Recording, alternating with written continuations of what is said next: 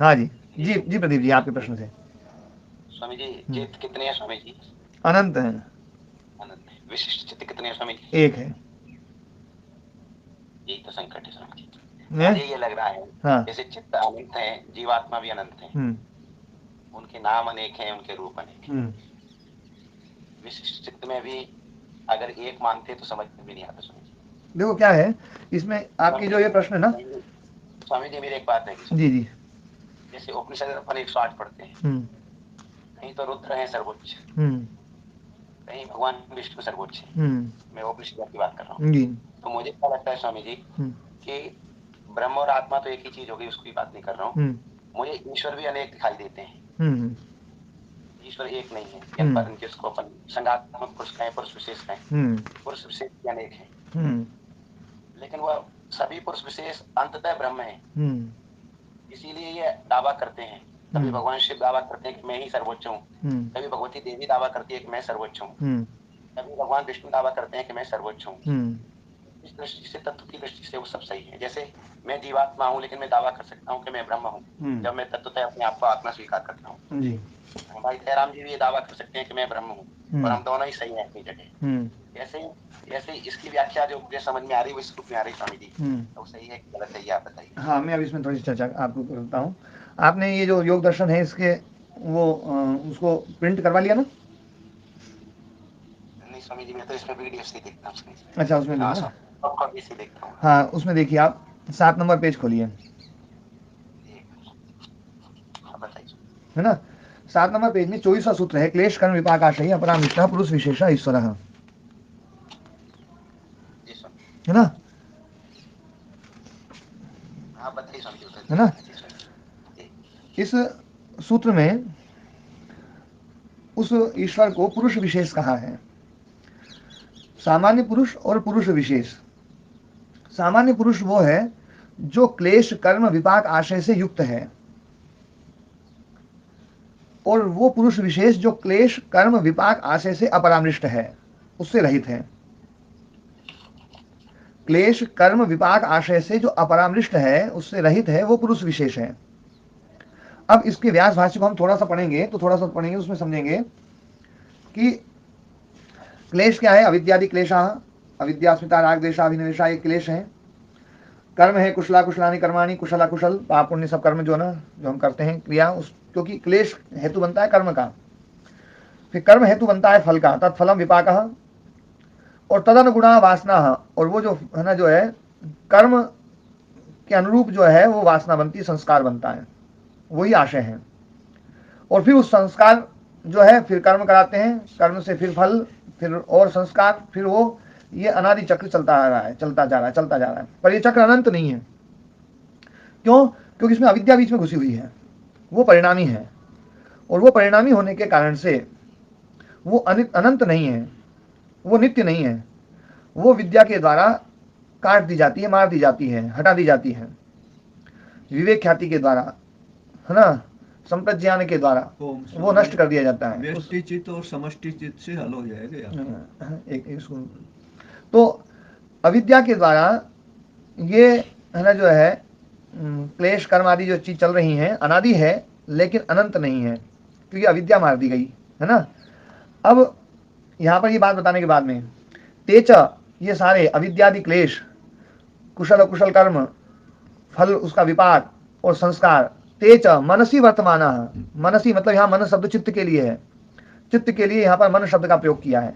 तेच मनसी वर्तमाना पुरुषे व्यपदिश्यन्ते, पुरुष में उनका व्यवहार होता है। चित्त में वर्तमान होते हुए ये पुरुष में इनका व्यवहार होता है। देखो मैं 24वां सूत्र पढ़ा रहा हूँ, राम कुमार जी, ये 24वां सूत्र आज आपको और भी अच्छे से स्पष्ट होगा।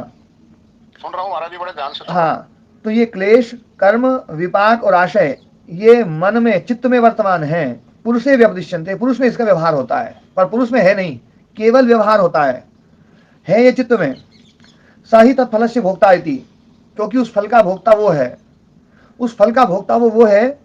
इस बात को कहते हुए ये बताया, समझाया जा रहा है कि जो रिफ्लेक्टेड पुरुष है, जो संघातात्मक पुरुष है, जो चित्त से व्यावृत जो पुरुष है, जो चित्त की उपाधि से युक्त जो पुरुष है, वो पुरुष इस भोग के कारण से भोक्ता बनता है।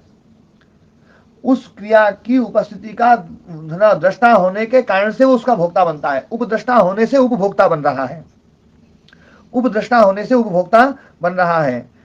तो यही बात वहां पर भी बार बार कही थी। तत् यथा जया पराजयो व योद्धिषु वर्तमान स्वामिनी व्यवदिश्यते, जैसे जय या पराजय योद्धा में वर्तमान होते हुए स्वामी में उसका व्यवहार होता है। यो ही अनेन भोगेन परामृष्ट अपरामृष्ट सा पुरुष विशेषा, और जो इन भोगों से अपरामृष्ट है, क्लेश कर्म विपाक आशय रूपी जो भोग है, इनसे जो अपरामृष्ट है, सा पुरुष विशेषा, वो पुरुष विशेष है, वो ईश्वर है। अब यहां पर बताई जा रही है बात, कैवल्यम प्राप्ता तरी संति च बहवः केवलिनः, कैवल्य को प्राप्त हुए बहुत सारे केवलिनी हैं, है ना। ते ही त्रीणी बंधनानि छित्वा कैवल्यम प्राप्ता, जो तीन बंधनों को, है ना, छेद करके और कैवल्य को प्राप्त हुए हैं। ईश्वर से तत्संबंधो न भूतो न भावी, ईश्वर का उन बंधनों के साथ में संबंध न तो भूतकाल में था और न आगे कभी हो सकता है। यथा मुक्तस्य पूर्वा बंध कोटि प्रज्ञायते नैवम ईश्वरस्य, जैसे मुक्त जो चित्त हैं उनका जो बंधन कोटि है, बंधन अवस्था है, वो पूर्व काल में थी, बाद में नहीं होगी। ये बिल्कुल स्पष्ट कहा कि पूर्व बंध कोटि है, बाद में नहीं है। लेकिन ईश्वर को ऐसा नहीं है कि ईश्वर में पहले, है ना, पूर्व कोटि में बंध हो बाद में नहीं हो, ऐसा ईश्वर में नहीं है। और जैसे प्रकृति लीन जो होते हैं उसमें उत्तराबंध कोटि, उसके बाद में भी बंधन आता है। जो प्रकृति लीन होते हैं, असंप्रज्ञात अवस्था में पहुंचते हैं और वो असंप्रज्ञात अवस्था का जो सुख लेते हैं और उसके बाद में फिर उस योनि से हट करके वापस आ जाते हैं, तो वापस फिर बंधन में आ जाते हैं। लेकिन ईश्वर, है ना, वैसा भी नहीं है कि जो बाद में भी उसमें बंधन आए। नैवम ईश्वरस्य सतु सदैव मुक्ता सदैव ईश्वरा, वो सदा मुक्त है और सदा ईश्वर है, सदा मुक्त और सदा ईश्वर। अब इसमें फिर और चर्चा करते हैं। देखो, यो असौ प्रकृष्ट सत्वोपादानाद ईश्वर से शाश्वती का उत्कर्ष। अब ईश्वर का जो शाश्वतिक उत्कर्ष बताया, शाश्वतिक उत्कर्ष मतलब वो पहले भी सदा मुक्त था और बाद में भी अनादिकाल से सदा मुक्त, अनंत काल तक सदा मुक्त। जिस जगह पर आप खड़े हैं उससे इधर भी देखो तो सदा मुक्त और इधर भी देखो तो सदा मुक्त, ऐसा वो ईश्वर है, अनंत काल तक सदा मुक्त और सदा ईश्वर। तो ये जो उसका शाश्वतिक उत्कर्ष है उस प्रकृष्ट सत्व का, क्या बिना निमित्त के है या, है ना, सनिमित्त या निर्निमित्त। अब यहाँ पर निमित्त शब्द प्रमाण के लिए है कि ये जो बात आप कह रहे हैं ये प्रमाण है भी इसमें कोई, या बिना प्रमाण के बात बोल रहे हैं। तो बोले तस्य शास्त्रम निमित्तम, उसका शास्त्र ही निमित्त है, शास्त्र ही प्रमाण है। तो बोले शास्त्रम पुनः किम निमित्तम, तो शास्त्र का क्या प्रमाण है। तो बोले प्रकृष्ट सत्वम निमित्तम, उस शास्त्र का निमित्त प्रकृष्ट सत्य है, वो ईश्वर ही उस शास्त्र का निमित्त है। ईश्वर के द्वारा शास्त्र, और शास्त्र का, है ना, ईश्वर के द्वारा शास्त्र होने के कारण से शास्त्र, है ना, का जो निमित्त है वो विशेष हो गया और शास्त्र इस बात को बतला रहा है, इसलिए ईश्वर भी सनिमित्त हो गया, मतलब प्रमाण के द्वारा हम उसको जानते हैं। एतयो शास्त्रोत्कर्षयो ईश्वर सत्व वर्तमान अनादि संबंधा, शास्त्र का और उस शास्त्र के उत्कर्ष का जो, है ना, जो ईश्वर सत्व में वर्तमान है, दोनों शास्त्र और शास्त्र का उत्कर्ष, इन दोनों का आपस में अनादि संबंध है, जो अनादिकाल से चला रहा है ना। अनादिकाल से ईश्वर प्रकृष्ट सत्व है और प्रकृष्ट सत्व का जो व्याख्यान होगा, जो प्रकृष्ट सत्व का जो ज्ञान होगा, वो ज्ञान भी प्रकृष्ट ही होगा। तो उस ज्ञान के साथ में प्रकृष्टता का जो संबंध है वो अनादि है, वो बिना निमित्त के है। एतस्मात् एतद् भवति सदैव ईश्वरः सदैव मुक्ता इति, इसलिए ये जो है ये प्रकृष्ट सत्व वो सदा ईश्वर है और सदा मुक्त है। अब यहाँ पर प्रदीप जी आपके विषय की बात, है ना, आगे कह रहे हैं। वैसे तो मैं, है ना, जो ना ये जो विषय था यहीं से बताना था, लेकिन थोड़ी सी चर्चा मैंने ईश्वर के विषय को लेकर के करी। अब ईश्वर के विषय को लेकर के हम आगे ये चर्चा कर रहे हैं। देखो, इन सब में जो है ना, ईश्वर को बिल्कुल क्लेश से रहित, कर्म से रहित, विपाक से रहित, आशय से रहित, ऐसा वो पुरुष विशेष जो सदा मुक्त है, कभी बंधन में नहीं आता है, कभी भी नहीं, ना पहले कभी बंधन में आएगा, ना कभी बाद में बंधन में आएगा, कभी संभव नहीं है कि बंधन कोटि में आ जाए। वो सदा मुक्त और सदा ईश्वर है। अब यहां पर बता रहे हैं कि वो जो ईश्वर है, वो ईश्वर का जो, है ना, सामर्थ्य है, वो सामर्थ्य क्या उससे बढ़कर के भी कोई है या उसके बराबर भी है कोई। तो ये बता रहे हैं, तच्च तस्य ऐश्वर्यम साम्यातिशय विनिर्मुक्तम, साम्य और अतिशय से विनिर्मुक्त है। साम्य मतलब उसके जैसा और अतिशय मतलब उससे बढ़ करके। तो उसके जैसा सामर्थ्य जो है ना, वो उसके जैसा ऐश्वर्य किसी के पास में नहीं है और उससे बढ़ करके भी ऐश्वर्य किसी के पास में नहीं है। साम्य अतिशय विनिर्मुक्तम ऐश्वर्यम तस्य, साम्य और अतिशय से विनिर्मुक्त, उससे बिल्कुल पृथक उसके बराबर भी नहीं है कोई और उससे बढ़कर के भी नहीं है कोई। बराबर नहीं है ये साम्य शब्द बताएगा प्रदीप जी, और अतिशय शब्द बताएगा उससे बढ़ करके। तो साम्य और अतिशय से बिल्कुल विनिर्मुक्त है ऐसा ऐश्वर्य उसका। न तावद ऐश्वर्यांतरेण तद अतिशयते, किसी दूसरे के ऐश्वर्य के द्वारा वो अतिक्रांत नहीं होता है। अतिशयते मतलब वो है ना फीका नहीं किया जा सकता है, उसको कम नहीं किया जा सकता है। यदि कोई उससे बढ़कर के होगा, कोई उससे बढ़कर के होगा तो उसके द्वारा इसका सामर्थ्य कम कर दिया जाएगा, क्योंकि जो उससे बड़ा है तो ये अपने आप ही कम हो गया। जैसे कोई लाइन है, वो उससे बड़ी कोई दूसरी लाइन है तो पहली लाइन अपने आप छोटी हो गई। तो ईश्वर का ऐश्वर्य किसी से छोटा है ही नहीं, क्योंकि उससे बड़ा कोई है ही नहीं। इसका जो सामर्थ्य है वो सामर्थ्य में बढ़ने की सीमा समाप्त है। ये ऐसा ऐश्वर्य है, ऐसा उसका सामर्थ्य है जिसमें कुछ बढ़ाया ही नहीं जा सकता है, कल्पना ही नहीं की जा सकती है, ऐसा वो ऐश्वर्य है। तो इसलिए किसी भी दूसरे ऐश्वर्य के द्वारा उसका अतिशय नहीं हो सकता है। यदेव अतिशयी स्यात् तदेव तत्स्यात्, जो उससे बड़ा है वो खुद ही है, वो खुद ही उससे बड़ा है। मतलब ये बताना चाह रहे हैं कि वो सबसे बड़ा वही है, उससे बड़ा कोई नहीं है ना। तस्मात् यत्र काष्ठा प्राप्ति ऐश्वर्यस्य, जहां पर ऐश्वर्य की काष्ठा प्राप्ति, काष्ठा बोलते हैं सीमा, पराकाष्ठा अंतिम सीमा, बढ़ने की अंतिम सीमा, उससे बढ़ ही नहीं सकता आगे, वही अनंत सीमा होती है, वही अनंत होता है।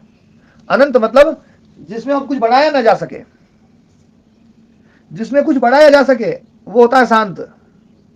जो है ना जिसमें कुछ बढ़ाया ना जा सके वो है अनंत, असीम, कि जिसकी अंत का अतिक्रमण कर गया, जो अंत का अतिक्रमण कर गया है, जो है ना। तो तब यत्र काष्ठा प्राप्ति पराकाष्ठा प्राप्ति हो गई है ऐश्वर्य से, स ईश्वरः न च तत्समानम ऐश्वर्यमस्ति, उसके समान ऐश्वर्य किसी का नहीं है।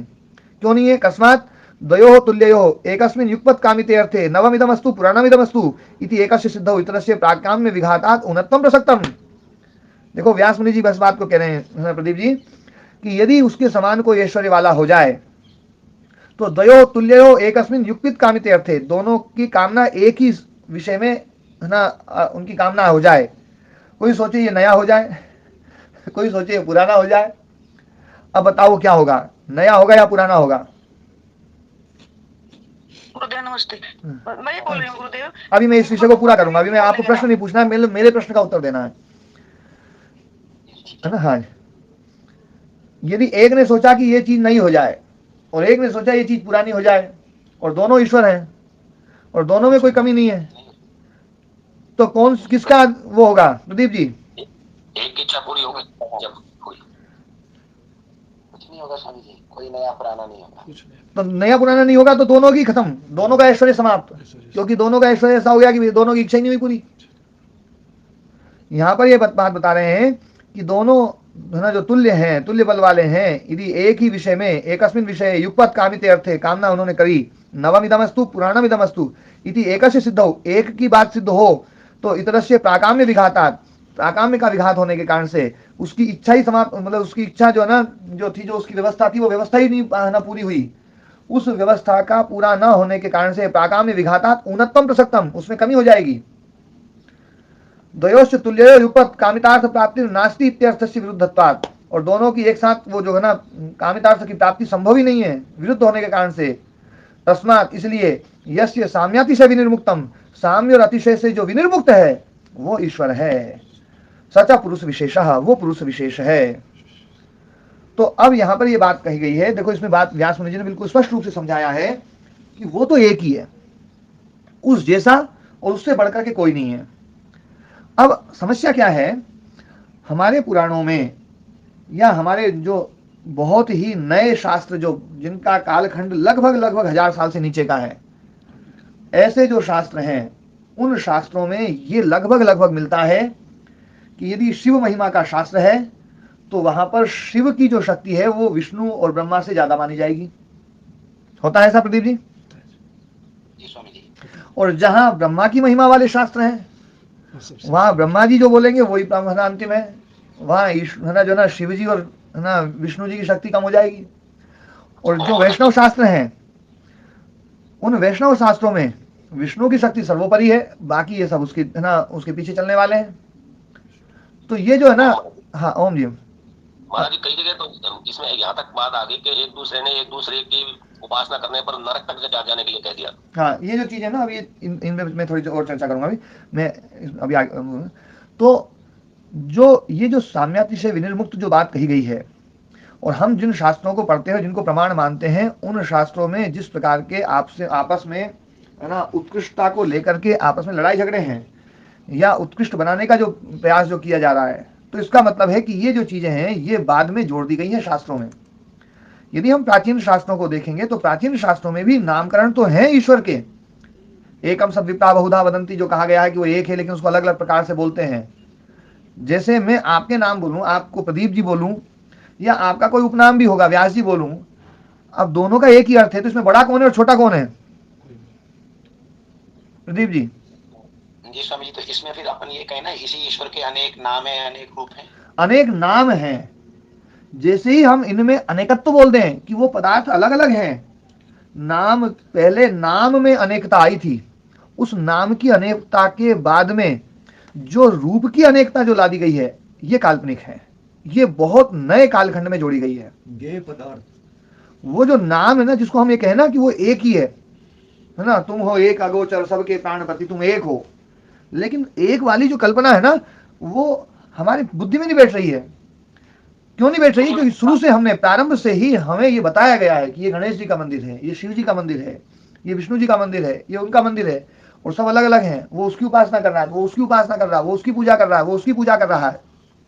और जो इनमें जो है ना, इनमें जो रूपों में भेद कर दिया गया, सत्ता में भेद कर दिया गया, पृथक पृथक सत्ता के का है ना, जैसे घटा, हम घटा जैसे है ना, घड़ा बोले या मटका बोले, घड़ा बोले या मटका बोले, एक ही घड़े को हम घड़ा बोल रहे हैं और एक ही उसी घड़े को हम मटका बोल रहे हैं, तो कहीं भी लड़ाई नहीं होगी। और आपके मन में ये नहीं आएगा कभी भी कि ये घड़ा श्रेष्ठ या ये घड़ा श्रेष्ठ, क्योंकि ये घड़ा श्रेष्ठ या ये घड़ा श्रेष्ठ हो ही नहीं सकता, घड़ा एक ही है। लेकिन दो घड़े आ गए, एक को आप घड़ा बोलो, एक को मटका बोलो, तो कुछ घड़े के उपासक, कुछ मटके के उपासक। स्वामी जी, इस रूप में जो चेतन के रूप में या ब्रह्म के रूप में या आत्मा के रूप में, तो वो एक अगोचर है, इसमें तो कोई प्रश्न नहीं आ रहा है स्वामी जी मेरे मन में। नहीं, उसका जो है ना, जो ईश्वर रूप है, वो ईश्वर रूप भी एक ही है, ये बात समझने की है। वही आ रहा हूँ स्वामी जी में।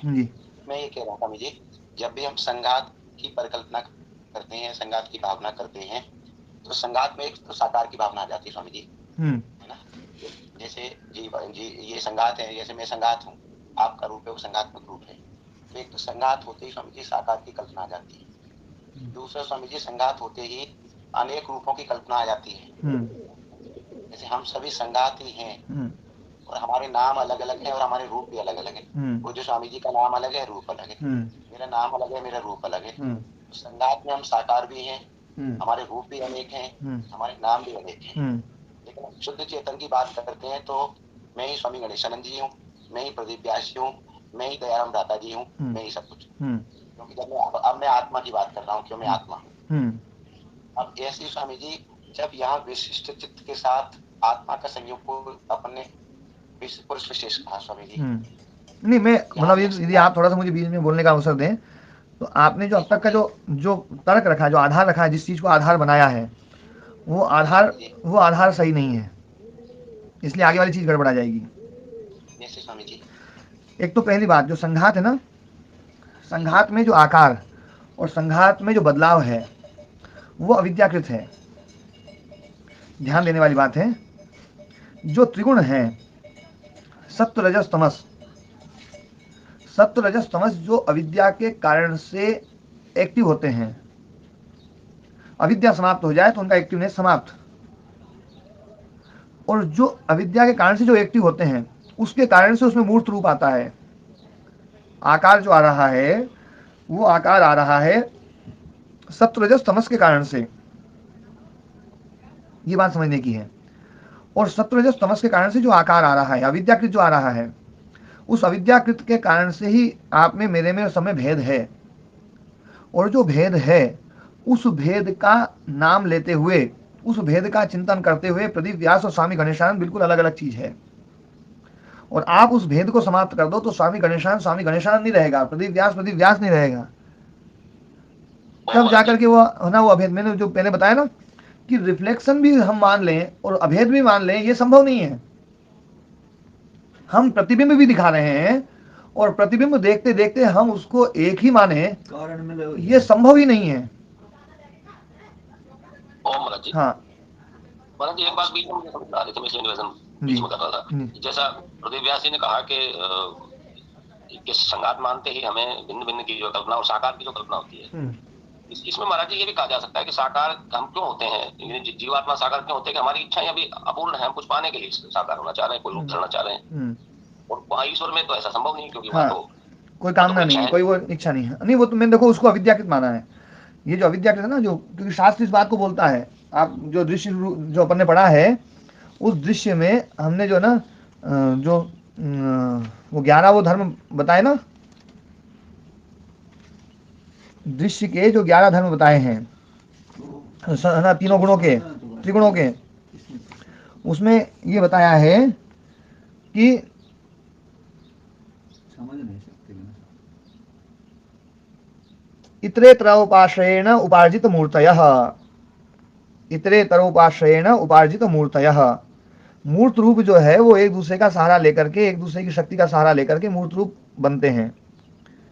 वहां पर ईश्वर में ऐसा संभव नहीं है, क्योंकि इन तीनों में जो एक दूसरे का सहारा बनता है वो अविद्या के कारण से बनता है। अविद्या है, देखो अविद्या को हम अविद्या के रूप में देखते हैं ना, जो कि अविद्या मतलब बड़ी भयंकर चीज, ऐसी खराब चीज है, ऐसी चीज, तो देखो अविद्या के द्वारा मैं जो इस बात बोल रहा हूँ ये वाक्य समझ में नहीं आएगा। लेकिन जो शास्त्र में कहा है, विद्याम च यस्तद वेदो भयम सह अविद्या मृत्युम तीर्थ, अविद्या के द्वारा मृत्यु को पार कर जाओ, तो है ना। और जो अविद्या जिसके कारण से हमारा जन्म हो रहा है, अविद्या के कारण से ये शरीर मिला है, अविद्या के कारण से सब कुछ जो ना ये सारा संसार चल रहा है, अविद्याकृत ही है। तो अविद्याकृत संसार का मूल अविद्या है, संयोग का मूल अविद्या है। उस अविद्या को यदि हम समझ लें सही तरीके से वास्तव में, तो अविद्या जो है वो ये समझ में आएगी कि अविद्या बहुत बड़ी चीज है, इसको एकदम ऐसे नहीं नकारा जा सकता। पर ईश्वर में अविद्या नहीं है, ईश्वर में अविद्या नहीं है, इसलिए वहां पर कोई परिणाम नहीं है, कोई परिवर्तन नहीं है, और वहां इसीलिए कोई रूप नहीं है, कोई आकार नहीं है, मूर्त रूप नहीं है। और प्रदीप व्यास जी, इसमें एक बात और समझने की है। आप जो उदाहरण दे रहे हैं कि आप है ना प्रदीप व्यास या स्वामी गणेशान या है ना सतीश जी और दूसरे लोग जो ना, इसकी बजाय आप अपनी बिटिया को रखो।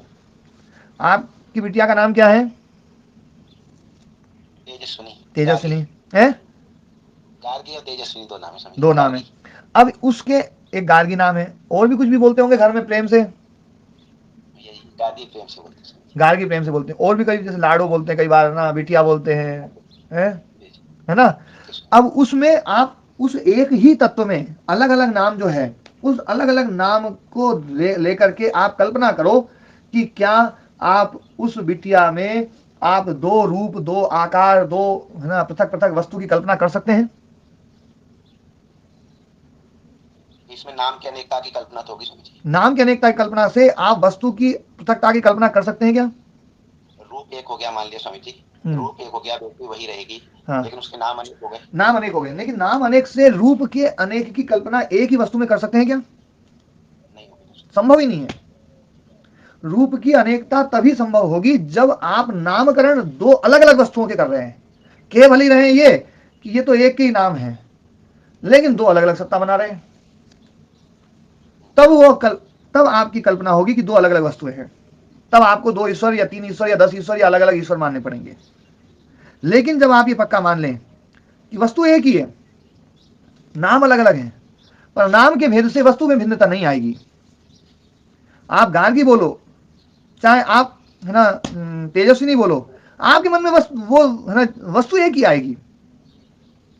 हमारे यहाँ पर हमारे शास्त्रों में उस एक वस्तु के लिए अलग अलग नाम देकर के उसको कुछ समझाने का प्रयास किया गया, लेकिन उत्तर कालखंड में, बहुत बाद के कालखंड में, बहुत मतलब समझ लो कि बहुत नया कालखंड है, उस कालखंड में जो है ना उस नामों के कारण से जो अलग अलग रूप दिए गए, जो मैंने कल भी कहा था है ना, और दो तीन परसों कहा था, परसों ईश्वर के विषय को लेकर के जो मैंने कहा था कि जैन समाज से या बौद्ध समाज से जो है ना, जो हमारे भीतर जो ना एक ईश्वर को लेकर के हमने एक साकार रूप दिया, और साकार रूप देकर के उसको जो ना इस रूप में हमने स्थापित करने का प्रयास किया, तो ये जैन समाज और बौद्ध समाज से एक चीजें आई हैं, और हमने अपना ज्ञान छोड़ दिया।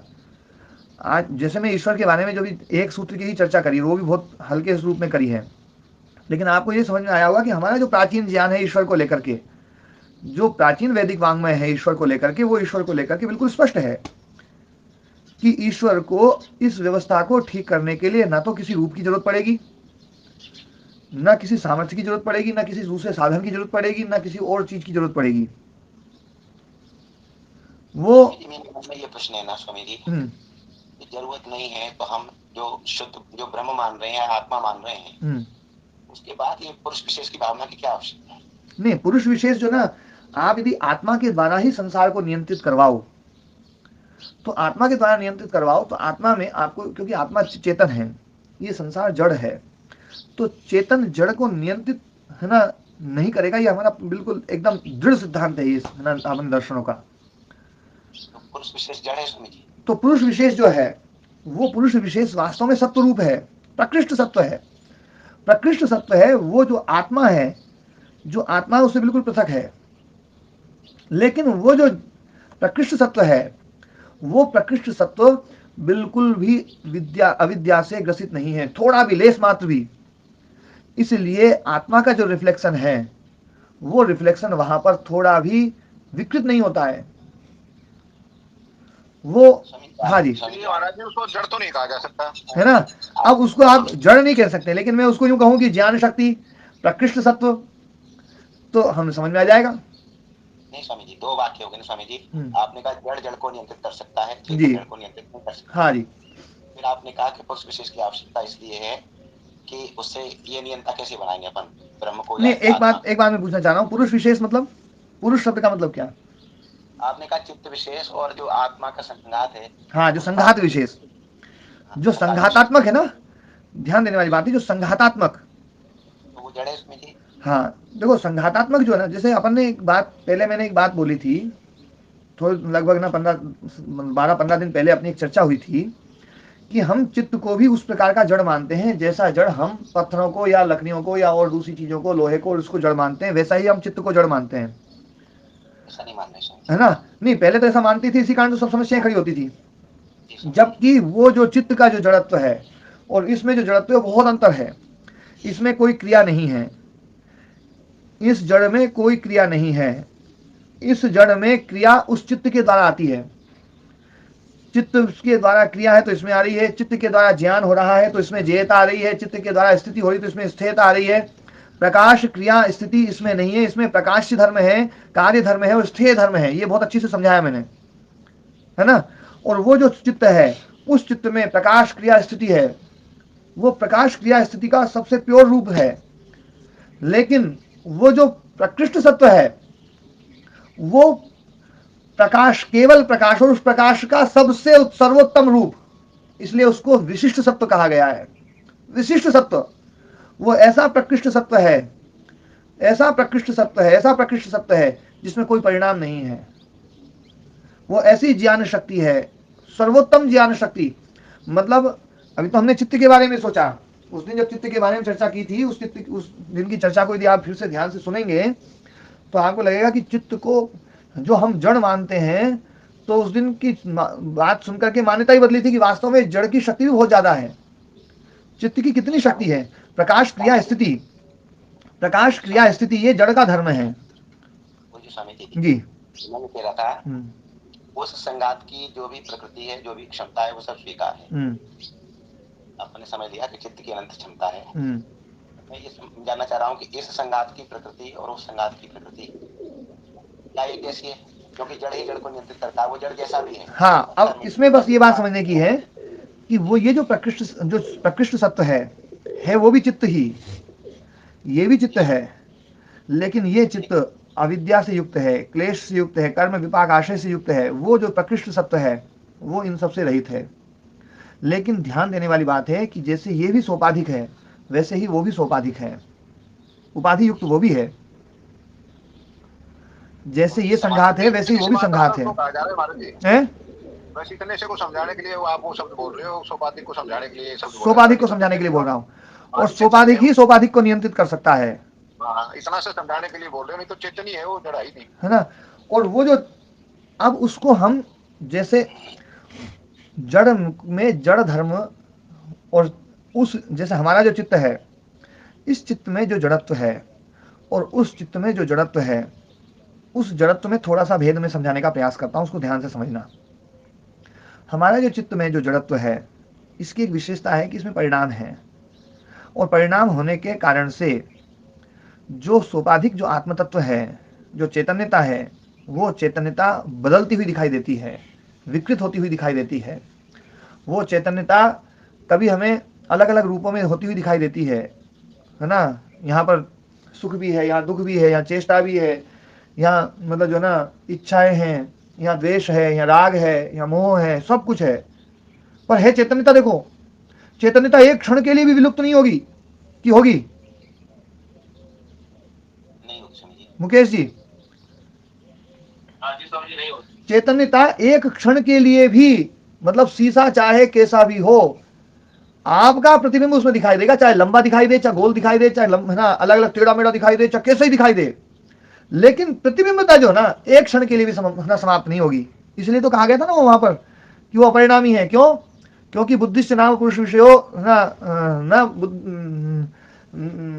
बुद्धिश्च नाम पुरुष विषय ग्रहिता अग्रहिता च। वो ग्रहिता अग्रहिता नहीं हो सकता कभी भी, वहां पर प्रतिबिंब हर क्षण रहेगा। एक क्षण के लिए भी यदि प्रतिबिंब समाप्त हो जाए तो चित्त का चित्तत्व ही समाप्त हो जाएगा, समाप्त हो जाएगा। तो वहां पर प्रतिबिंब कभी समाप्त नहीं होगा। लेकिन वो प्रतिबिंब क्या एक रस है? हाँ जी प्रदीप जी, नहीं है, बदलने वाला है। तो कैसे बदलने वाला है? वृत्ति के अनुसार बदलने वाला है, वृत्ति सारूप्य है। ये जो सामान्य चित्त है, यहां पर जो रिफ्लेक्शन है, यहां पर जो इस जड़ में जो चैतन्यता आ रही है, ये चैतन्यता बदलने वाली है। इसलिए बदलने वाली जो चैतन्यता है वो हमें जड़ जैसी दिखाई देती है, पर है तो चैतन्य, पर जड़ जैसी दिखाई देती है। ये चैतन्यता परिणामी है, बदल रही है, विकृत हो रही है, अलग अलग रूप में आ रही है। अब वहां पर जाएं हम, वहां पर भी चैतन्यता है और रिफ्लेक्टेड है ना, प्रतिबिंबात्मक है। लेकिन चूंकि वो जो प्रकृष्ट सत्व है वहां अविद्या नहीं है, अविद्या नहीं है, तो वहां पर कोई भी परिणाम नहीं है। परिणाम नहीं होने के कारण से वो है ना जो है, जो प्रतिबिंब है, उस प्रतिबिंब में कोई भी बदलाव नहीं है। इनमें खूब बदलाव हो रहा है, ये सुखी दुखी रागी द्वेषी, इच्छा वाला बिना इच्छा वाला, सब कुछ हो रहा है। वहां पर बिल्कुल कोई बदलाव नहीं हो रहा है। आप उस सत्य को जब देखेंगे तो आपको वो सत्य कभी भी सत्य दिखाई नहीं देगा, आपको वो चैतन्य रूप दिखाई देगा। वो चैतन्य रूप है ना जो एक रस है, सदा एक रस, और कहीं पर भी चले जाओ वहीं पर है। उसमें काल का मतलब ना स्थान की सीमा नहीं है, क्योंकि वो स्थान की प्रकृष्ट सत्य ऐसा जो जो स्थान से परे है, काल से परे, किसी भी काल में चले जाओ वो हर काल में वो बिल्कुल वैसा का वैसा ही है। तो वो चैतन्य ही आपको दिखाई देगा। लेकिन मैं फिर भी आपको समझाने के लिए बोल रहा हूं कि वो चैतन्यता जो दिखाई दे रही है, वो चैतन्यता रिफ्लेक्टेड है, प्रतिबिंबात्मक है। और प्रतिबिंबात्मक इसलिए है क्योंकि इन प्रतिबिंबों को नियंत्रित करने के लिए उस प्रतिबिंब की आवश्यकता है।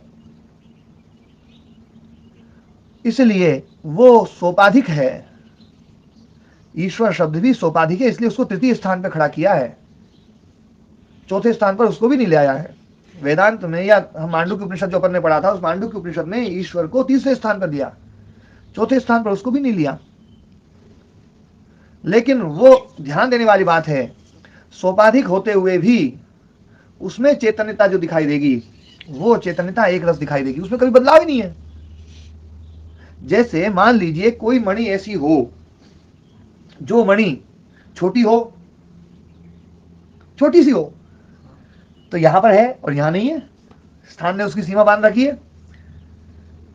और नाशवान हो, परिवर्तन वाली हो, तो बदलने वाली होगी तो बिल्कुल समाप्त भी होगी एक दिन, ऐसी मणि।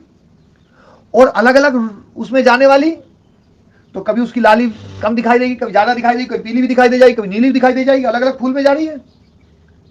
लेकिन एक स्फटिक मणि की आप कल्पना करो जो सर्वत्र हो, सब जगह हो, और सब जगह उसमें कोई बदलाव ना हो, और उसमें लाल कलर प्रतिबिंबित हो रहा है, तो वो लाल कलर क्या बदलेगा? नहीं बदलेगा। अब उस स्फटिक मणि को हम लाल बोले या बिना रंग का बोले? आप कल्पना नहीं कर सकते कि उसमें बिना रंग का स्फटिक मणि कभी हो भी सकती है वो, क्योंकि वो विद्याकृत है, वो सदा वैसी की वैसा रहेगा और अनंत काल तक वैसा की वैसी। उसमें कोई संभावना नहीं है कि वो लाल रंग कभी एक क्षण के लिए भी समाप्त हो जाए। तो क्या आप उसको अब रंगहीन बोलेंगे या उसका रंग परमानेंट ही मान लेंगे? परमानेंट ही मान लेंगे महाराज। परमानेंट मान लेंगे। लेकिन वेदांत इस बात को समझाता है कि ये जो परमानेंट रंग है ये उस चतुर्थ के कारण से है। जो इस तत्व को समझ लेता है, आत्म तत्व को, वो व्यक्ति फिर बताता है कि हाँ वास्तव में ये जो ईश्वर है ये सोपाधिक है। और ईश्वर और आत्मा में फिर वो है ना, जो है ना, जो भेद वाली जो स्थिति है, जो मैंने बताया ना कि ईश्वर और आत्मा बिल्कुल पृथक पृथक है, क्योंकि वो सोपाधिक है, वो प्रतिबिंबात्मक है। आत्म तत्व तो बिल्कुल अलग चीज है। मैं आज जो पढ़ा रहा हूं बिल्कुल शुद्ध वेदांत की परिभाषा समझा रहा हूं। और हो सकता है इसमें है ना कुछ आग्रह रखने वाले लोग जो है ना यूं सोच सकते हैं कि महाराज जी आज पता नहीं क्या खा के आ गए सुबह। मैंने कुछ नहीं खाया, पानी पिया है। महाराज जी हमारा तो आनंद होगा। आज वैसे एकादशी का व्रत है स्वामी जी, कुछ नहीं मिला। पर मैं वास्तव में आज मेरी एक भावना, मेरा चिंतन उभर रहा है स्वामी जी। जी आत्मा एक स्वामी जी, अनंत स्वामी जी। अनंत चित्तों के चिंतन के कारण ये अनेक नाम और रूपी संसार भाषित हो रहा है जी। आदरणीय दयाराम भ्राता जी ने कहा ना कि जो हमारा चित्त है उसमें चिंतन है, कुछ चाहता है, वो उसमें इच्छाएं है। हमारे इस चित्त की इच्छा ने अनेक नाम और रूप बना दिए स्वामी जी। अनंत चित्त है, उनकी अनंत इच्छाएं हैं। गीता का भाष्य लेकर के आना वहां दो, एक मिनट रुक जाओ जरा। मैं ना आपके उस प्रश्न को समाधान में आज ना शंकराचार्य जी के हिसाब से भी करूंगा। बहुत अच्छा विषय है और जो भी सुनेंगे ना आर्य समाज की मान्यता वाले लोग भी जो है ना बहुत ही है ना, जो है ना बड़े प्रसन्न होंगे। वास्तव में क्या गजब है ना। यह शास्त्र विधि उत्सृज्य वर्तते काम कारता न स सिद्धिम अवाप्नोति न सुखम न पराम गतिम तस्मात् शास्त्रम प्रमाणम ते कार्य व्यवस्थितौ ज्ञात्वा शास्त्र विधानोक्तम कर्म कर्तुम इहारसि। ये 16 अध्याय के अंतिम 2 श्लोक हैं कि जो है यह शास्त्र विधि उत्सृज्य, शास्त्र विधि को छोड़ करके, वर्तते काम कारता, अपनी इच्छानुसार कल्पनाएं करता, अपनी इच्छानुसार मतलब जो है ना काम करता है। न स सिद्धिम अवाप्नोति, वह सिद्धि को प्राप्त नहीं होता है, न सुखम न सुख को प्राप्त होता है, न पराम गतिम न श्रेष्ठ गति को प्राप्त होता है। इसलिए हे अर्जुन तस्मात् शास्त्रम प्रमाणम ते, इसलिए तेरे लिए शास्त्र ही प्रमाण है। कार्य व्यवस्थित, करने योग्य और अकरने योग्य क्या क्या है, इसके लिए इस व्यवस्था में शास्त्र ही प्रमाण है। ज्ञात्वा शास्त्र विधानोक्तम, शास्त्र विधि को समझ करके ही कर्म कर्तुम इहारसि, कर्म करना चाहिए। अब यहां पर जो है भगवान कृष्ण ने जब ये बात कही तो अर्जुन ने प्रश्न पूछा, बोले ये शास्त्र विधि उत्सृज्य यजन्ते श्रद्धयान्विताः तेषां निष्ठा तु का कृष्ण सत्त्वमाहो रजस्तमः। जो शास्त्र विधि को छोड़ करके श्रद्धा पूर्वक यजन करते हैं, मतलब यज्ञ कर रहे हैं शास्त्र विधि को छोड़ करके कर रहे हैं और श्रद्धा पूर्वक कर रहे हैं, तेषां निष्ठा तु का कृष्ण, हे कृष्ण उनकी वो जो निष्ठा, उनकी वो जो कार्य है वो सत्वमाहो रजस्तमः, सत्व माना जाएगा, सात्विक माना जाएगा, रजस राजसिक माना जाएगा या तामसिक माना जाएगा। तो भगवान कृष्ण कह रहे हैं त्रिधा भवन्ति श्रद्धा देहि नाम सा स्वभाव जा सात्विकी राजसी चैव तामसी चेति ताम शृणु। यहाँ पर जो है ना इन्होंने ये बात कही। तो इसके लिए 3 प्रकार की श्रद्धा है देहि नाम, मनुष्यों में जो है ना देहियों में, सा स्वभाव जा जो स्वाभाविक रूप से उत्पन्न हो जाती है, सात्विकी राजसी तामसी, वो सात्विकी है, राजसी और तामसी है। अब इसमें जो है शंकराचार्य जी इस श्लोक पर कुछ लिखते हैं, बड़ा अच्छा विषय लिखा उन्होंने। सामान्य विषय अयम प्रश्नो, ये सामान्य विषय वाला जो प्रश्न है, ना प्रविभज्य प्रतिवचनम अर्हति थी श्री भगवान उवाच। श्री भगवान इस विषय में कह रहे हैं त्रिविधा इति, 3 प्रकार की है, त्रिविधा त्रिप्रकारा भवति श्रद्धा यस्याम निष्ठायां त्वं पृच्छसि, जिस निष्ठा के बारे में, जिस निष्ठा के विषय में तुम पूछ रहे हो, देही नाम शरीर नाम सा स्वभाव जा, वो शरीरियों में मनुष्यों में स्वाभाविक रूप से है। जन्मांतर कृत धर्मादि संस्कार मरण काले अभिव्यक्त स्वभाव उच्यते, जन्मांतर कृत जो पिछले जन्मों के द्वारा कृत धर्मादि संस्कार, धर्म अधर्मादि जो संस्कार हैं, उन संस्कारों को मरण काल में जो अभिव्यक्त है उसी को स्वभाव कहा गया है। तो स्वभाव स्वाभाविक रूप से है, मतलब स्वाभाविक रूप से मतलब पिछले जन्मों के कर्मों के आधार पर जो संस्कार बने हैं, उन संस्कारों के आधार पर ये सात्विक, राजसिक, तामसिक श्रद्धा के बारे में बता रहे हैं। उसको यहाँ पर स्वभाव शब्द से कहा है। वो स्वभाव जो है, वो स्वभाव बिना निमित्त के नहीं है, पूर्व जन्म के द्वारा किए हुए कर्मों के आधार पर जो पैदा हुआ संस्कार है, उस संस्कार को ही यहाँ पर स्वभाव शब्द कहा गया है ना। ततो जाता स्वभावजा सात्विकी सत्व निवृत्ता देव पूजादि विषया राजसी रजो निवृत्ता यक्ष रक्षा पूजादि विषया तामसी तमो निवृत्ता प्रेत पिशाचादि पूजा विषया। देव पूजा, राजसी रजो निवृत्ता यक्ष राक्षस पूजादि विषया और तामसी तमो निवृत्ता प्रेत पिशाचादि पूजा विषया। अब यहाँ पर जो है शंकराचार्य जी का एक जो ना, मैं वो पूरा पढ़ रहा हूँ।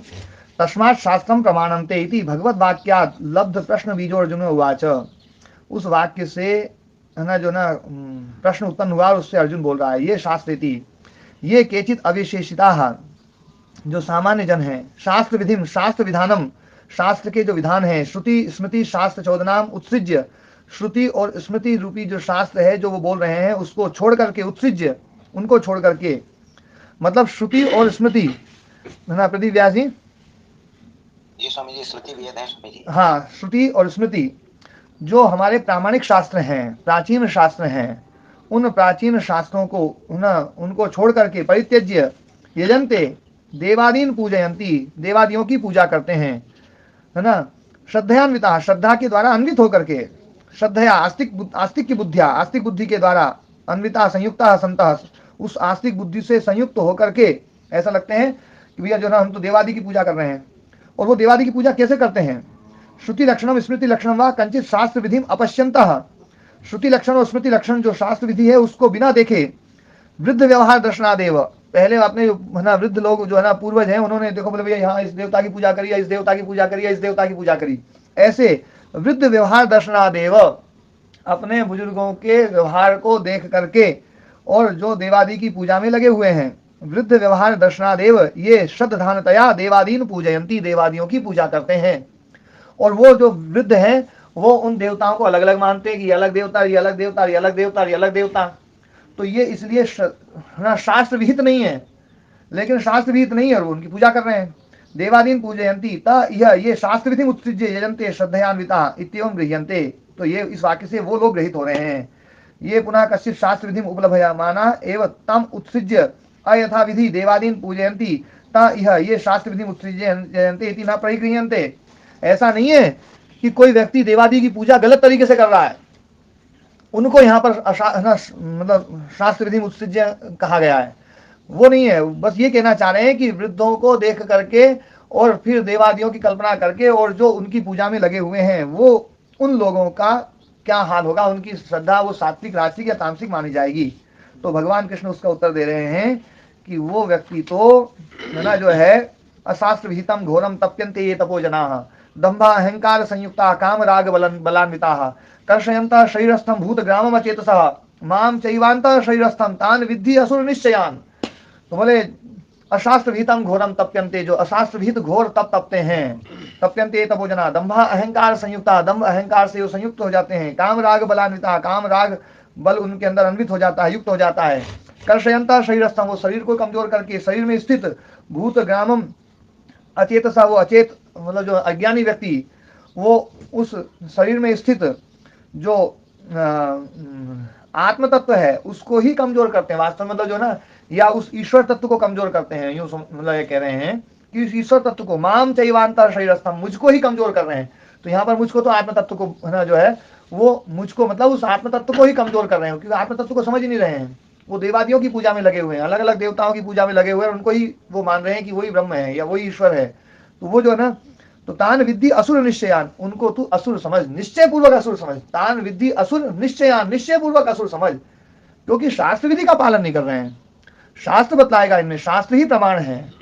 तो ये बात भगवान कृष्ण जो इस बात को बोल रहे हैं, मतलब वेद आदि महाराज, हाँ वेद आदि शास्त्र, वेद और श्रुति, श्रुति और स्मृति, स्मृति हाँ ये पेरा बहुत कमाल का है। वेद जी बोल रहे, बोले पेरा तो बहुत कमाल का है। हाँ जी, मैं ये कह रहा था स्वामी जी, ये उन लोगों के लिए है जो परमात्मा को अलग मानते हैं, अलग अलग मान रहे हैं, उन लोगों के लिए। देखो लेकिन उस भाव में यदि अपन जिए कि सारे नाम है परमात्मा के ही नाम है जी। तो देखो अब इसमें जो रूप की जो कल्पना है ना, रूप की कल्पना, ये अलग अलग रूप की कल्पना, ये कल्पना श्रुति और स्मृति के आधार पर बिल्कुल भी नहीं है।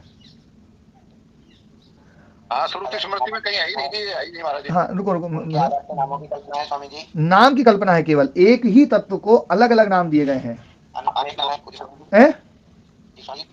क्या श्रुति और स्मृति के आधार पर क्या अनेक नामों की कल्पना है? हाँ, नाम अनेक बताएं स्वामी जी। हाँ, तेरे नाम अनेक तू एक ही है। अब अगले सेंटेंस पे विवाद हो रहा है कि तेरे रूप अनेक तू एक ही है। हाँ नहीं, रूप अनेक जो ना, अब तेरे नाम तो अनेक हैं। रूप जो अनेक वाली जो बात है ना कि रूप अनेक, वो रूप अनेक वाली जो व्याख्याएं जो बोली जाती हैं, कवियों ने बोल दिया है सब, जो ना क्या होता है, जो कवि शास्त्रों को नहीं पढ़ा या शास्त्र के जो है ना मुख्य सिद्धांत है, उन मुख्य सिद्धांतों को समझा नहीं और वो कुछ भी बोल दे तो वो प्रमाण नहीं हो सकता। इसलिए हमारे लिए प्रमाण शास्त्र है, और शास्त्र जो है कहता है कि ईश्वर तो एक ही है, साम्यातिशय विनिर्मुक्तम, है ना, साम्य और अतिशय से विनिर्मुक्त, उसके बराबर भी नहीं कोई और उससे ज्यादा भी नहीं कोई, वो एक ही है और दो की जरूरत भी नहीं है। और कई सारे हो जाएंगे तो मामला फिर गड़बड़ी होगा, सुधरेगा नहीं। इसलिए ईश्वर को तो हमें एक ही मानना पड़ेगा। और नाम अनेक जो हैं वो क्यों हैं वो भी देखो, ये तो हम अपने व्यवहार में भी देखते हैं। जैसे आपने अपनी बिटिया के नाम 2 रख दिए, अनेक रख दिए, अनेक मतलब एक से ज्यादा वो अनेक हो गए, तो अनेक रख दिए, लेकिन वस्तु एक ही है। नाम अनेक होने पर भी आपके मन में कभी भी रूप अनेक नहीं आता है, रूप तो एक ही आता है, क्योंकि उसके भीतर जो धर्म है, धर्म और धर्मी में भेद नहीं है। हम किस धर्म को देख करके, जैसे सूर्य में एक धर्म है कि वो आता है तो दिन पैदा हो जाता है, तो हम उसको जो है ना दिनकर बोलते हैं, है ना, वो सबका मित्र है इसलिए हम उसको मित्र बोल देते हैं। वो किरणें देता है इसलिए हम उसको भास्कर बोल देते हैं, मरीचि मालिनी बोल देते हैं, है ना, प्रकाश देने वाला इसलिए भास्कर बोलते हैं। तो हम किसी एक विशेष गुण को देख करके हम उसका नाम बोल रहे हैं, लेकिन इतने सारे नाम देने पर भी आपको सूर्य जो ना एक दिखाई देगा, वस्तु एक ही रहेगी, रूप अलग अलग नहीं होंगे। यदि हमने वस्तु अलग अलग बना दी कि वो अलग है और वो अलग है और वो सूर्य अलग है और वो सूर्य अलग है, तो फिर अलग अलग संप्रदाय बनेंगे। एक दिवाकर का संप्रदाय अलग बनेगा, एक भास्कर का अलग बनेगा, और एक है ना जो है मरीचि मालिनी का अलग बनेगा, और एक आदित्य का अलग बनेगा, एक खग का अलग बनेगा, और एक है ना जो है ना उसका अलग बनेगा, आदित्य का अलग बनेगा। और सब आपस में फिर लड़ेंगे, बोले मेरा आदित्य जो ना तुमसे सबसे श्रेष्ठ है और मेरे आदित्य ने तुम्हें पैदा किया है, फिर अलग अलग पैदा किए हैं। तो फिर क्या होगा, वो कहेंगे यार अपना जो ना नाम अलग अलग है, लड़ भी रहे हैं, तो थोड़ा सा इसमें है ना रंग भी अलग अलग बनाओ। तो बोले इसको अलग रंग दो, इसको अलग रंग दो, इसको अलग रंग दो, इसको अलग रंग दो। और फिर रंग अलग देने के बाद में फिर भी थोड़ी लड़ाई में अभी थोड़ी कसर रह जाएगी, तो उसके बाद में फिर जो है ना वो बोले शस्त्र भी अलग अलग बनाओ, इसके शस्त्र अलग, इसके शस्त्र अलग, इसके शस्त्र अलग, इसके शस्त्र अलग, इसको अलग जगह बिठाओ, इसको अलग जगह बिठाओ, इसके कपड़े अलग पहनाओ, इसके कपड़े अलग ढंग के रखो, और इसकी हाइट भी अलग, और इसका परिवार भी अलग, इसकी पत्नी अलग और इसकी पत्नी अलग बनाओ। सारे भेद जो हो गए हैं ये सारे के सारे अशास्त्र विहित हैं, शास्त्र विहित नहीं है, और इसलिए ये भ्रम जो है ना हो रहा है। और जब हम ईश्वर के शुद्ध स्वरूप को समझेंगे तो हमें ये मानना पड़ेगा कि ईश्वर को है ना जो काम है उसकी, जो करने वाले जो काम है, जो मतलब जो ना जो उसकी उपस्थिति में आवश्यक है, वास्तव में उसका कर्तव्य नहीं है वो, लेकिन उसकी उपस्थिति में वो काम होते हैं, तो वो काम होंगे ही होंगे। उसके लिए ना कोई आकार की जरूरत है, ना उसमें कोई कर्म करने की जरूरत है, ना कोई उसको मेहनत करने की जरूरत है, ना उसको किसी प्रकार के क्लेश उत्पन्न करने की जरूरत है, ना कर्म, ना वासना, ना संस्कार, कुछ करने की जरूरत नहीं है, उसकी उपस्थिति मात्र से ही काम होगा। हाँ जी, चर्चा को कल जारी रखेंगे। जी जी, मेरा उसके ना इतना मसला है, इसमें अनेकता की तो बात ही नहीं है। बात केवल ये है कि जब हमने मान लिया एक ही है, उसके नाम अनेक है, एक ही है, उसके रूप अनेक है, तो विभिन्न रूप भले ही हो जाए, लेकिन छोटा बड़ा अलग इसका तो भाव आ ही नहीं सकता। नहीं, देखो अभी तक जो प्रदीप जी ना जो शास्त्रों का आप आधार मान रहे हो, उन शास्त्रों में तो छोटा बड़ा के भेद बहुत है या नहीं है? हाँ, छोटे बड़े का भेद है ना। देखो छोटे बड़े का भेद उनमें है। दूसरी बात, एक दूसरे की उत्पत्ति करता मानते हैं। शिव पुराण को मानने वाले है ना, शिव जी से ही ब्रह्मा जी की उत्पत्ति और शिव जी से ही विष्णु की उत्पत्ति। ब्रह्म पुराण वाले ब्रह्मा जी की नाभि से सबकी उत्पत्ति। विष्णु जी को मानने वाले वैष्णव संप्रदाय वाले विष्णु जी से सबकी उत्पत्ति, ऐसा मानते हैं। और इसलिए स्वामी जी स्वामी जी जी मैं ये कह रहा था कि कई लोग जिन्होंने वेदों का अध्ययन नहीं किया है वो कहते हैं कि वेद में गौ हत्या को मान्यता दी गई है, जब अतिथि आता था तो उसको गौमांस खिलाते थे। तो मुझे कभी कभी ये लगता है चाहे वो पुराण हो चाहे वो वेद हो, उनको जो संकलित करने वाले थे या सृजन करने वाले थे वो निश्चित रूप से बुद्धिजीवी लोग थे। नहीं देखो आप ना इसमें पुराणों को और वेदों को एक जगह पर मत रखो जी स्वामी जी। लेकिन इनका जो अर्थ करने वाले लोग थे ना उन्होंने इसका ठीक से अर्थ नहीं किया है, अनर्थ किया है। कहीं ना कहीं इनको समझने की आवश्यकता है स्वामी जी, मुझे ऐसा लगता है। नहीं ये बात तो बिल्कुल सही है आपकी जो बात है ना कि जब तक किसी चीज का यथार्थ अर्थ नहीं निकलेगा तब तक तो वो है ना चीज अपना अर्थ दे ही नहीं पाएगी, तो समझना तो बहुत आवश्यक है। लेकिन मैं इस बात को जरूर बोलूंगा कि आप है ना जो है ना एक सामान्य शास्त्र और एक अति विशिष्ट शास्त्र और एक अपौरुषीय शास्त्र, इनको आपस में एक जगह पर नहीं रख सकते स्वामी जी। देखो वेद मूल हैं, सब स्वीकार करते हैं स्वामी जी। हाँ वेद मूल है, वेद अपौरुषीय हैं, वेद अपौरुषीय हैं। स्वामी जी हाँ भगवान कृष्ण गीता में कहते हैं कि मैं वृक्षों में पीपल हूँ और मैं ऋषि में नारद हूँ। तो मेरे मन में भाव आता है कि पीपल का स्वरूप अलग है देखने में दृश्य जगत में, नारद मुनि का स्वरूप अलग है, इंद्र का स्वरूप अलग है, वो देवताओं में इंद्र कहते हैं। तो जैसे एक परमात्मा के एक ब्रह्म के अनेक नाम हो सकते हैं, वैसे ही वो अनेक रूप भी धारण कर सकते हैं, उनके अनेक रूप हो सकते हैं। चेतन रूप में अपन बात करेंगे, आत्म रूप में बात करेंगे तो इनका न कोई नाम है, न उनका कोई रूप है, न उनको कुछ करने की आवश्यकता है, न वो कुछ करते हैं। लेकिन जब आप संघात बनाते हैं चित्त विशेष का और आत्मा का, उसको पुरुष विशेष कहते हैं, तो उस पुरुष विशेष का अपना चिंतन भी है। नहीं उसमें देखो क्या है, उस पुरुष विशेष में चिंतन यदि हम मान लें तो चिंतन से पहले उसका स्वरूप अलग होगा, चिंतन के बाद अलग स्वरूप होगा। और चिंतन क्यों करना पड़ा, क्योंकि पहले कुछ कमी होगी तभी तो चिंतन करना पड़ा, और चिंतन करने के बाद में कुछ नया ज्ञान आएगा, तो नया ज्ञान आएगा तो पहले वाले ज्ञान में और अब जो ज्ञान है उसमें ज्ञान में कुछ बढ़ोतरी हो जाएगी। ऐसी बहुत सारी चीजें आ जाएगी प्रदीप जी जो है ना, जो हम ईश्वर में नहीं घटा सकते। ईश्वर को हमें अपरिणामी मानना ही पड़ेगा। जो स्वामी जी मैं ये कह रहा हूँ कि यदि शुद्ध आत्मा में और पुरुष विशेष में कोई अंतर है ही नहीं तो इसकी भावना क्या? नहीं शुद्ध आत्मा और पुरुष विशेष में अंतर है। देखो ये तो मैं बताता हूँ, पुरुष विशेष में और शुद्ध आत्म तत्व में अंतर है। शुद्ध आत्म तत्व जो है ना वो तो प्रयोजन ही है स्वामी जी, लेकिन इसका पुरुष विशेष का तो कोई बनाना पड़ेगा स्वामी जी। नहीं पुरुष विशेष जो है ना, पुरुष विशेष का प्रयोजन देखो मैं क्या बताता हूँ। पुरुष विशेष का प्रयोजन ये, जब तक ये प्रतिबिंबित चित्त है, प्रतिबिंबित चित्त है, जब तक ये संसार है तब तक पुरुष विशेष है, और संसार अनंत है तो पुरुष विशेष अनंत है। इसलिए उसको हम ऐसा है ना। और आज पाठ को अपन यहाँ देते हैं, विराम देते हैं, फिर कल इस पर और चर्चा करेंगे। जी जी ओम प्रणाम, जी ओम प्रणाम, ओम प्रणाम, ओम प्रणाम, ओम प्रणाम, ओम प्रणाम।